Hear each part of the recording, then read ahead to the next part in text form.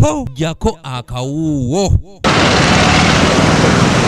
Ebitongole by'ebyokwerinda mu ggwanga Uganda wamu n'eggwanga lya Congo biwabuddwa okukwasiza wamu ne Uganda Wildlife Authority okulwanyisa okuyigga ebisolo by'omu nsiko wamu n'obusuubuzi bw'amasanga obumenya amateeka. This virus called corruption everywhere is making the whole system paralyzed, because if we can put heads together, I don't see how these products can be trafficked, can be traded in.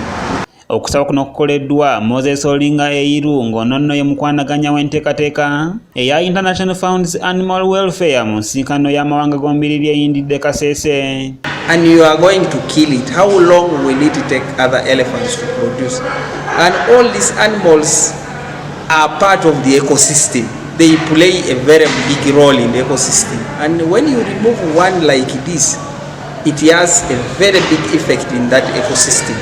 Eiru ategeezezza ensolo z'omu nsiko bwe zikola ekitundu eky'amaanyi mu byobulambuzi bya Uganda wamu n'amawanga getwetoolodde nga n'olwekyo abatwala ebyokwerinda balina kukola nnyo okuziyiza ensolo zino okuttibwa. The moment really to attach a value to what we lose, but it is enormous.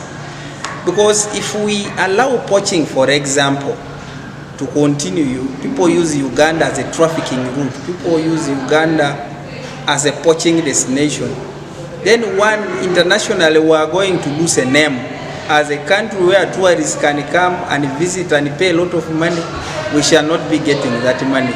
Mu mbeera enala z'obwennyamivu olwa kkooti za Uganda obutatwala misango gino ng'ensonga enkulu naye olw'akaweefube waabwe ow'okwongera okumanyisa abantu basuubira nti wakubawo enkyukakyuka.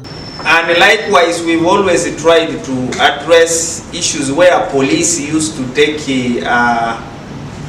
poaching and those related cases as cases of no consequence. That somebody has killed an antelope, why should I jail them? Santala Shakana amyuka Senkulu wa Virunga National Park mu ggwanga lya Congo asiimye Uganda Wildlife Authority olw'omulimu gw'okukuuma ensolo z'omu nsiko. And on that, we thank UWA. Nous remercions les officiels ougandais. And we thank also the Ugandan officials. Et toute l'équipe de l'organisation. And all the team of the organization. Sans oublier les partenaires qui ont accepté de financer cette réforme. Ono asuubiza nti bakwongera amaanyi mu kukuuma ebifo ebimanyiddwa okuba nti byakukuumira mu nsolo zino. Nous pouvons poursuivre les efforts que nous faisons dans le cadre de la coopération transfrontalière.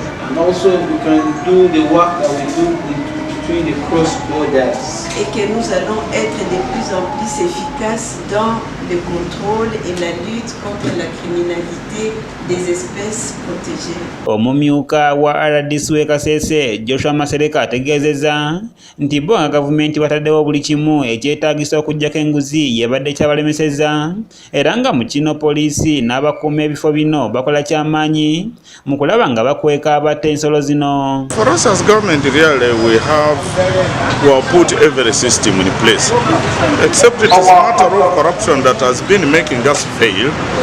One is the law enforcement officers within who are also aiding these companies. Masereka ategeeza nti basobola okukwataganira wamu okulwanyisa ebikolwa bino ebikyamu mu nsolo z'omu nsiko singa enguzi erwanyisibwa nga buli omu akola ekimusuubirwamu. The problem we have as Africans, we think of ourselves today, we don't think of the next generation.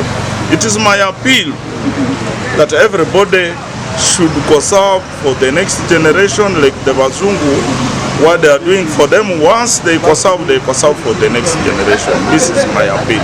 Robert Kule yakusakidde eggulire lino okulwa ABS television. And more especially where there are broken systems, like in the Congo where systems are broken, it is very difficult, and I think most of these products come from Congo, then they pass through our country, then they go home. But my appeal is that everybody should play his role.